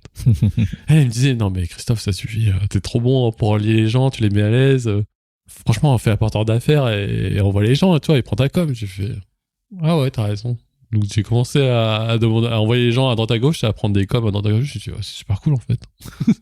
C'est à la fois être dans ta zone de génie et en plus être utile aux autres. C'est ça. T'es même pas venu à l'esprit en final, tu vois. Donc c'est cool. Et puis voilà, ça s'est fait naturellement et je me suis dit c'est vachement cool en fait de gagner ses premiers euros sur Internet. Et je trouve ça fascinant comme trajet de te dire qu'au bout d'un moment, c'est quand même ces interactions-là qui ont fait que ça t'a permis à toi de découvrir des choses qui étaient chez toi, mais que t'avais pas pu encore exprimer à leur plein potentiel. Il y a ça et il y a aussi le podcast. Parce qu'au final, je me suis dit, LinkedIn, c'est cool, mais je dépends d'un réseau social où je suis en location. C'est bien de multiplier les médias. Et donc, j'ai lancé mon podcast, Que des néo-bandistes agiles. Pourquoi j'ai lancé? C'est parce que déjà, moi, ce qui m'a fait progresser, c'est les coachs, en fait. C'est les coachs et les mentors. C'est Annelise, c'est Johan. C'est le fait d'échanger avec eux, ça n'a rien à voir. Donc, je me suis dit, j'invite tous ces genres de personnes et même des entrepreneurs. Et je suis sûr que ça peut aider des gens. Parce que moi, ce que j'aime bien dans le podcast, c'est que des fois, c'est juste une ou deux phrases qui te font changer en fait ta perspective et ça peut t'aider. Donc c'est cool. J'ai créé le podcast comme ça. Et au final, le podcast, je me rends compte maintenant, 2 ans après, en fait, c'est mon premier projet entrepreneurial en fait. C'est effectivement un projet entrepreneurial. Hein. Alors que j'étais salarié, tu vois. Quand je l'ai lancé. Parce que tu sais, poser des micros sur une table, aider à inviter les gens, déjà, ça commence à être dur. Je me suis dit... c'est vrai. Pourquoi les gens viendraient chez toi? Ils connaissent pas. T'as les mêmes problèmes, tu vois, que moi. Moi j'y suis allé à fond comme ça, mais effectivement, qu'est-ce qui fait que les gens viennent? Je sais pas. Bon, déjà, il faut démarcher les gens, tu vois. Et il faut démarcher, il faut les inviter, donc il faut se mettre en avant, ce qu'on parlait depuis le départ, en fait. Exactement. Il faut donner envie aux gens de venir. Oui, t'es nouveau, mais montre que t'as un réseau, montre que t'es quelqu'un de sérieux. c'est cool, je trouvais ça cool. Donc ouais, j'ai lancé le podcast et ouais, c'est comme ça qu'on s'est rencontrés, Olivier. C'est comme ça cool. Qu'on a officialisé notre relation, je dirais. Quand je dis officialisé, ça fait un peu bizarre. Mais il y a plus, comment est-ce qu'on l'a rendu réel? Ouais. Parce qu'avant, on se côtoyait et dans la communauté agile, on croise plein de gens. Ouais. Et on les voit de loin. Donc toi, tu étais venu dans un événement que moi j'animais. On se connaissait de loin, mais quand on a une conversation en plus en podcast, c'est différent. Parce qu'il y a une sorte d'intimité qui se crée et une vraie relation qui démarre. Et effectivement, et merci pour ça. Alors, je te dis merci maintenant parce que tout ce que je fais aujourd'hui, c'est en grande partie grâce ou à cause de toi. Ça, je ne sais pas encore lequel je dois utiliser. Mais c'est vrai que quand on a échangé la première fois sur le podcast, c'est ça qui a créé une connexion qu'on a aujourd'hui et qui fait qu'on se voit tous les mois. Ouais, c'est super cool. Et ça, je trouve ça effectivement assez extraordinaire dans le monde du réseau et du média. C'est cette capacité à créer des relations avec des gens où tu aurais jamais pensé que tu crées cette relation avec eux, quoi. Enfin, moi qui commence à poster un peu sur LinkedIn maintenant, y a des gens qui réagissent chez moi et puis des fois on discute alors qu'on se connaît pas. Il y a des gens que je connais depuis beaucoup plus longtemps avec qui je discute pas de la même manière, quoi. Il y a une connectivité, une connexion en fait qui se crée avec des gens parce qu'on est dans le même monde et on comprend les mêmes choses, quoi. C'est ça. Donc tu vois, pour arracher les wagons et retourner un peu dans le thème du podcast, clairement prendre la parole sur Internet, ça a changé ma vie. Hein. Et en bien. Et en bien plutôt, ouais. En bien, ouais. Et donc on a fait un petit trajet où on voit qu'aujourd'hui, voilà, tu es entouré de super belles personnes, que tu crées ta propre tribu pour continuer à avancer, que tu fais un peu plus de ce que tu aimes aussi. C'est quoi tes projets actuels? Du coup, je suis passé dans l'entrepreneuriat. Et donc, au bout d'un moment, effectivement, tu étais entrepreneur dans l'esprit, mais maintenant, tu as même le statut d'entrepreneur. Tu y vas un peu plus pleinement? Bien sûr. Moi, j'y vais de façon humble et modeste, entre guillemets. Moi, je donne mon métier de Scrum Master. Ça fait 6 ans que je le fais. Je pense que je suis pas encore au bout du chemin et que je peux encore progresser et je peux voir d'autres contextes justement pour apprendre. Donc moi, je vais continuer sur ça. Je vais continuer à Scrum Master, il n'y a pas de souci. En plus, je vais voir d'autres équipes et d'autres boîtes, d'autres contextes, d'autres merdes. Ah ça c'est sûr, ça vient avec. Mais aussi d'autres personnes parce qu'au final, les voyages ou l'entrepreneuriat ou ligne et tout, moi, ce qui me passionne, c'est rencontrer les gens, en fait. Mm-hmm. Et je vais continuer ça et c'est super ok. Après, je raisonne aussi maintenant en termes de business. C'est que je vais pas dépendre non plus que du business de Scrum Master. Je vais essayer de développer d'autres trucs. Donc, j'ai déjà commencé avec le podcast, à le monétiser avec un sponsor et tout. Je pense que je peux continuer à développer ça. Et puis voilà. Et puis, je peux te lancer un produit digital. En tout cas, c'est plein de teasers. Il y a plein de choses, en fait. Tu vois, et en fait, je vais tester. Parce qu'en final, ce que j'ai appris depuis 2 ans sur Internet, c'est monétiser son savoir. Et ça, pourquoi je te dis ça, c'est que moi, j'étais prêt à payer des gens comme Alex, Thibaut, ou même Caroline Mignot, qui m'a formé pour créer le podcast aussi. Mm-hmm. Hein. En fait, si moi, je suis capable de payer ces gens-là pour que je kiffe ma meilleure vie et que je progresse, il y en a d'autres que je pourrais inspirer et qui sont prêts aussi, que je suis prêt à facturer, tu vois. Donc ça, c'est nouveau pour moi. Et c'est important, ce rapport à l'argent, et de comprendre que c'est un service qui est rendu. Et aujourd'hui, tu excelles dans ce que tu fais, à la fois dans ta capacité à relier les gens, toi te relier aux gens et de les relier entre eux. Et ça a de la valeur. Ça a de la valeur. Et au final, maintenant, c'est marrant, je me faisais la réflexion hier. Hein. En fait, ce que j'aime bien, c'est toujours être un débutant, en fait. C'est de repartir de zéro et de me prendre des claques et apprendre et progresser, en fait. Comme un projet agile, en fait. Mon projet entrepreneurial, c'est un projet agile, en fait. J'itère, j'avance et je prends les feedbacks et je m'améliore. Tu vois, là, je te disais, je continue mon taf de Scrum Master. Mais c'est pas si facile que ça, en fait. Parce que là, c'est à moi d'aller chercher les gens. C'est à moi de prospecter.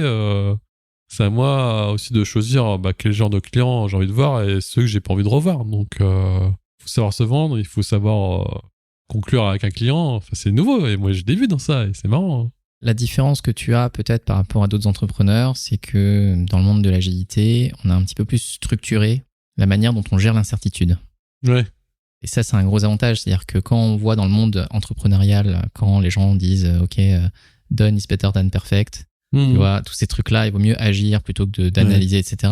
Nous, on le sait parce que c'est dans la démarche en elle-même. C'est vrai. Et des fois, juste poser des mots sur les choses, ça nous donne des stratégies qui nous permettent d'être plus efficaces. C'est vrai. Et donc aujourd'hui, Christophe rentre dans le monde de l'entrepreneuriat, mais armé comme je ne sais quoi. Donc tu as vraiment tout ce qu'il faut aujourd'hui pour réussir.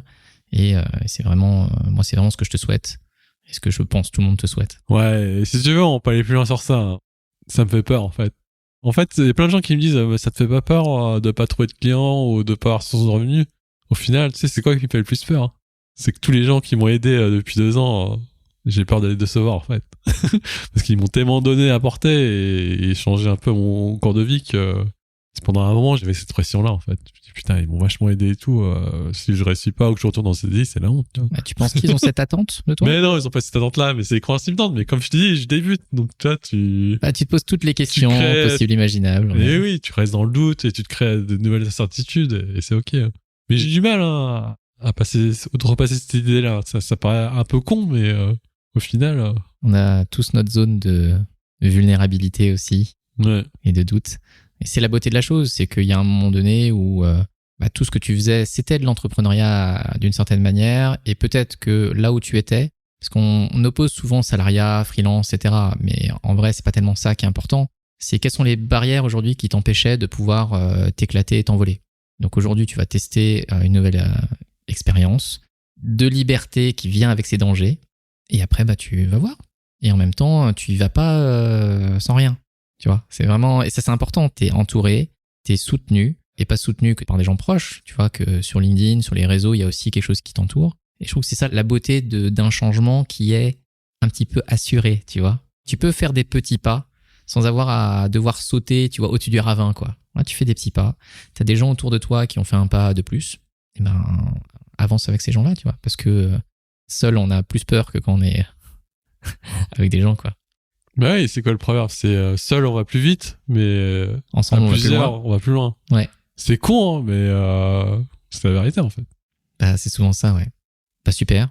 Christophe, ce que je te propose, c'est qu'on fasse un petit arrêt sur toute ta vie, toute cette histoire de changement que je trouve vraiment top. Merci pour ce partage. Et on va passer à la petite dernière section que je te propose.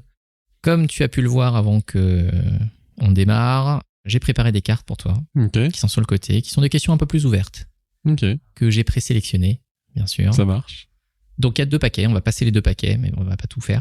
Ce que je vais te proposer de faire, c'est de prendre ce premier paquet, tu vas mélanger les cartes, et ces cartes-là sont orientées sur l'année passée. C'est des questions sur l'année passée. Donc ce que je te propose, c'est de sélectionner une carte, au hasard, celle que tu souhaites, de la lire, et puis après d'y répondre.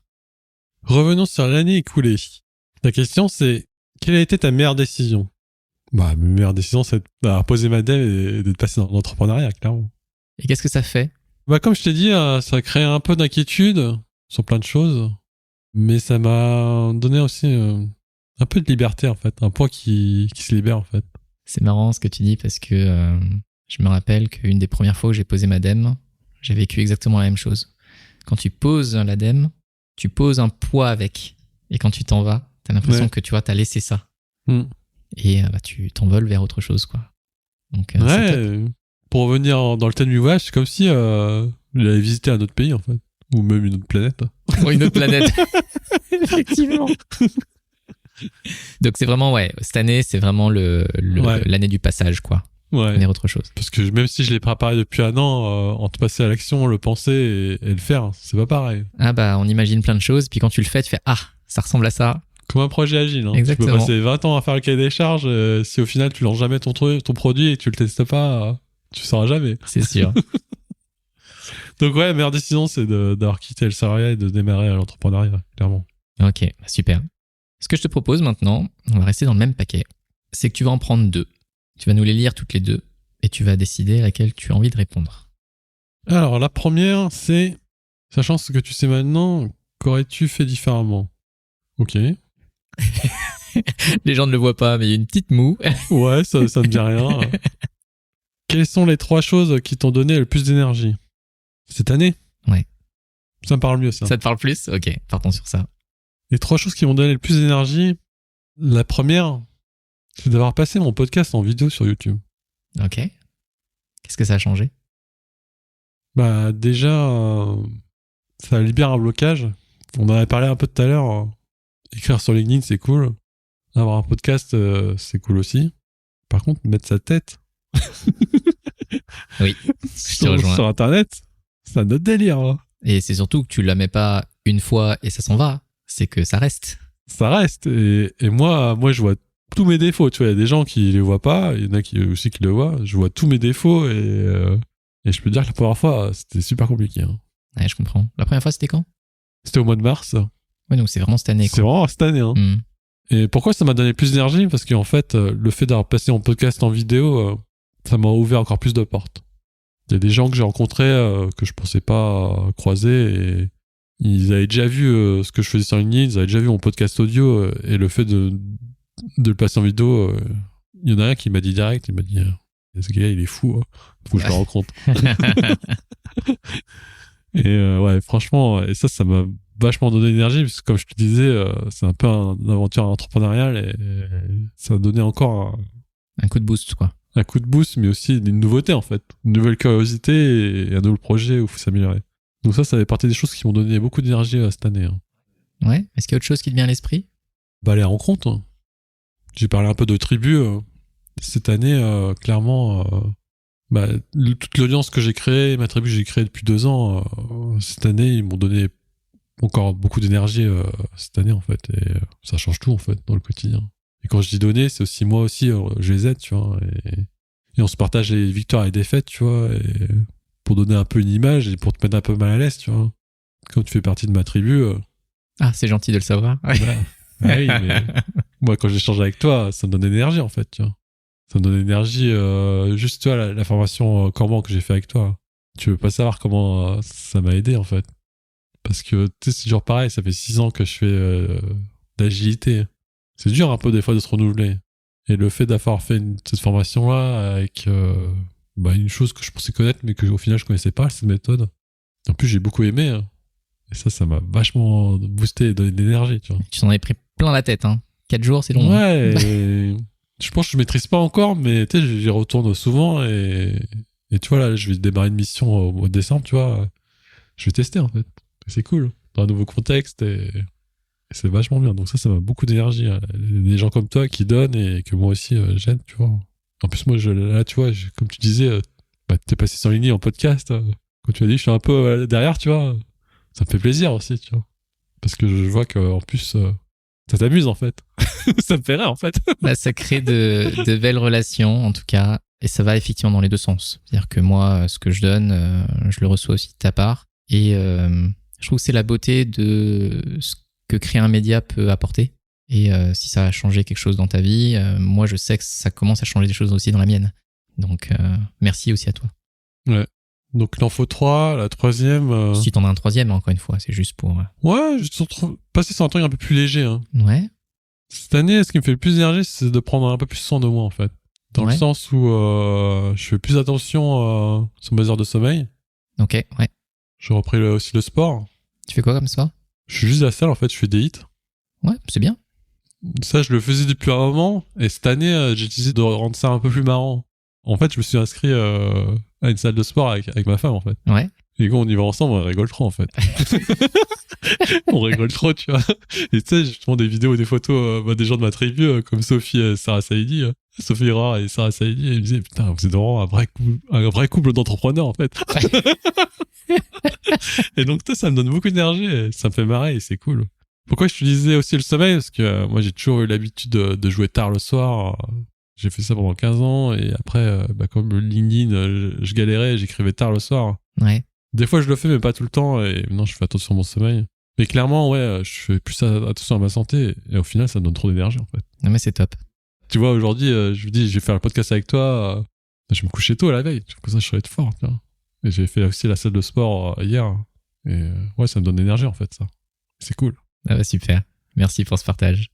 Là, ce que je te propose, c'est qu'on va passer à l'autre. Voilà, le mec, j'espère que ça monte pas en gamme. Hein.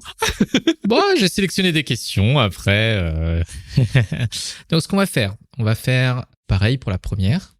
Je vais te laisser en sélectionner une au hasard. Donc, la lire et y répondre. Et après, on va faire un truc légèrement différent. Ok. Est-ce que tu peux nous la lire? Dans quel domaine souhaites-tu t'améliorer? Donc là, le deuxième paquet, c'est plus orienté l'année prochaine. Donc c'est plus le futur. Ouais. Un truc que j'aimerais bien m'améliorer, c'est dans la vente. Ok. À quel niveau? Bah, savoir vendre un produit ou vendre un service, moi, je sais pas encore faire ça, tu vois. Enfin, là, j'ai créé une audience depuis 2 ans. Je sais pas comment vendre. Si jamais demain, je sors un truc, je sais pas comment le vendre. J'ai une petite idée. Je vais pas faire l'imbécile. Mais tout ça, ça s'apprend. Il y a des choses que tu fais un peu intuitivement. Là, au moins, c'est de le faire de manière un peu plus structurée, quoi. Ouais. De ce que j'entends, hein. C'est ça. Tu vois, pour être franc avec toi, il y a un truc que je procrastine depuis 1 an.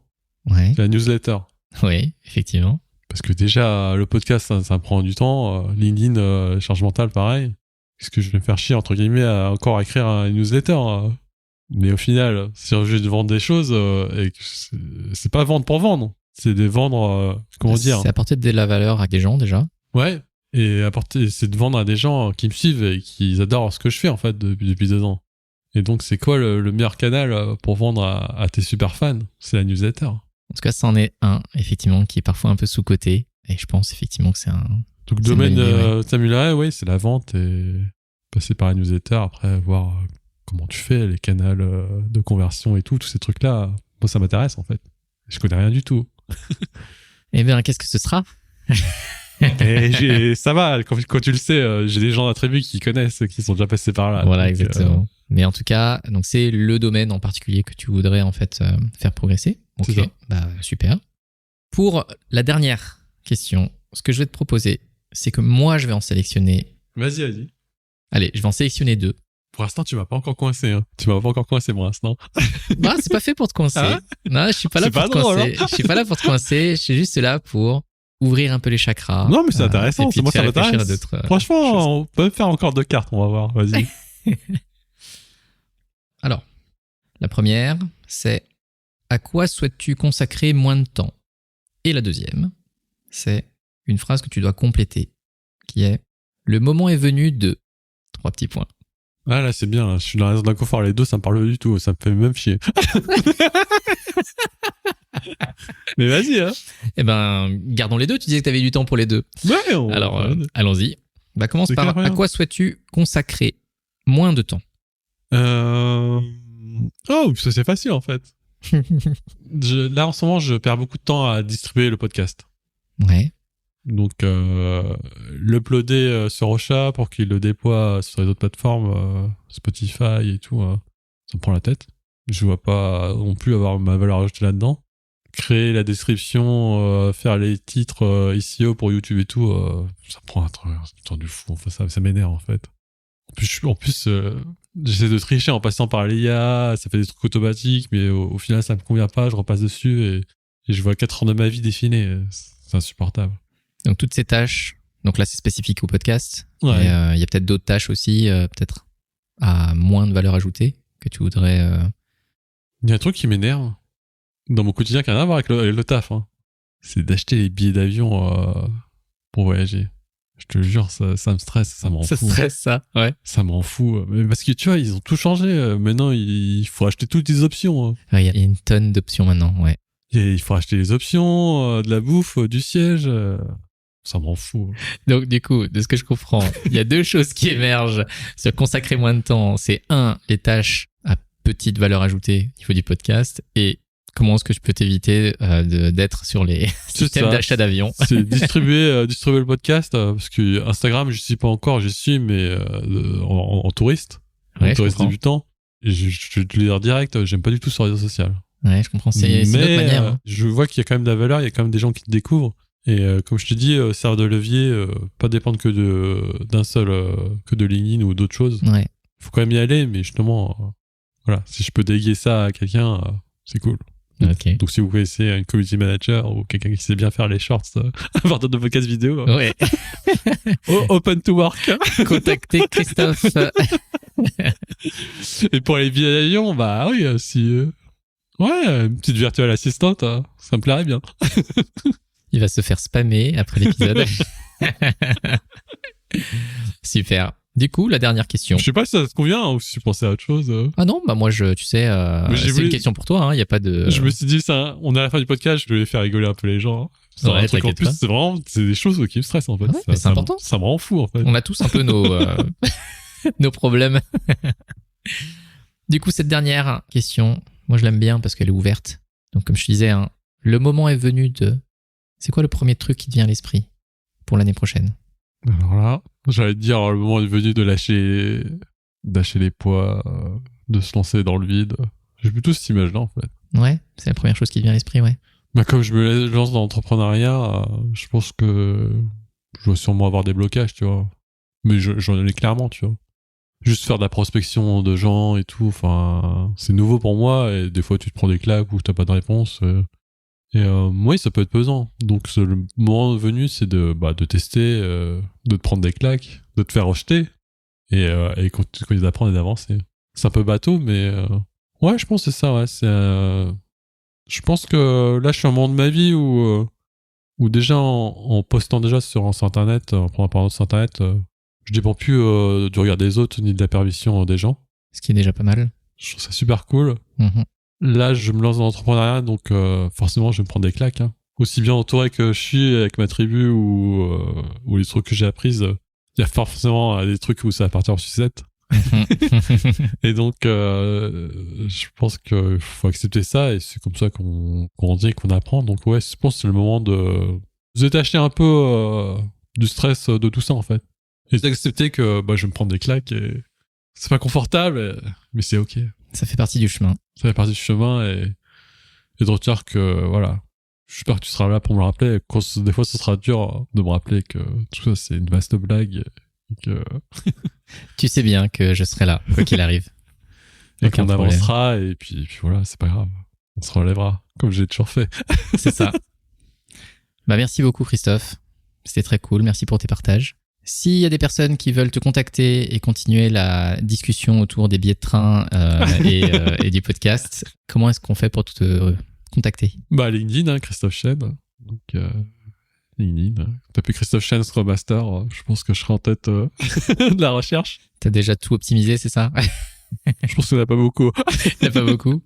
En tout cas, merci de nouveau pour tout, pour ce moment-là, ensemble. Attends, moi je vais à quelques trucs. Est-ce que je peux sortir une carte pour toi? Il reste plus beaucoup, mais vas-y, sors-en une si tu veux. Attends, moi aussi j'ai envie de me marrer un peu, attends. Allez, vas-y. Je les connais, donc en plus. Ah ouais? Moi, pourquoi c'est la même? Alors ça veut pas dire que j'ai la réponse, mais j'en connais une. Ah tiens, je les connais, ouais. Cool. Qui voudrais-tu remercier, Olivier? Pas moi. Ah bah merde, j'avais déjà mon... C'est trop facile. Sur l'année écoulée, qui voudrais-tu remercier? Quand j'ai hacké ton podcast? Ouais, je vais quand même le faire, parce que t'es la première personne qui me vient à l'esprit. Et je vais le faire quand même parce que on a beau se le dire, c'est quand même quelque chose qui est important, parce que dans le monde du changement, et c'est bien le thème du podcast, je me rends compte moi-même que c'est surtout une aventure humaine. On parle de méthodes, on parle d'outils, de process, tout ça pour amener le changement. Mais en fait, on se rend compte que changer, ça dépend d'un déclencheur, d'un contexte, et surtout en fait de personnes qui nous aident sur le chemin à faire chaque pas de manière plus assurée. Et cette année, en tout cas parce que c'est la question, c'est surtout cette année, si tu n'avais pas été là, on ne serait pas là. Tous les deux à discuter, j'aurais pas rencontré toutes les belles personnes que j'ai rencontrées. Peut-être que j'aurais un peu plus d'énergie là en ce moment, parce que à force de lancer toutes les choses que je lance, c'est compliqué. Mais c'est une aventure que je réussis à apprécier parce que je sais que tu es à mes côtés, parce que je sais que c'est un jeu et que ça peut créer le futur qui me correspond mieux. Donc voilà, tu es la seule personne qui me vient vraiment en tête là par rapport à cette question. Je suis touché, merci à toi. je voulais hacker ton podcast et finalement... Je te l'ai renvoyé. Le gars est trop fort. Je suis chez moi. Mais voilà, sincèrement, merci beaucoup pour ce moment ensemble. Et puis, à la prochaine. Merci à toi, Olivier. Et n'oublie pas de mettre 5 étoiles sur Spotify, ça rappelle le podcast d'Olivier. Merci pour ce rappel. Salut. Salut.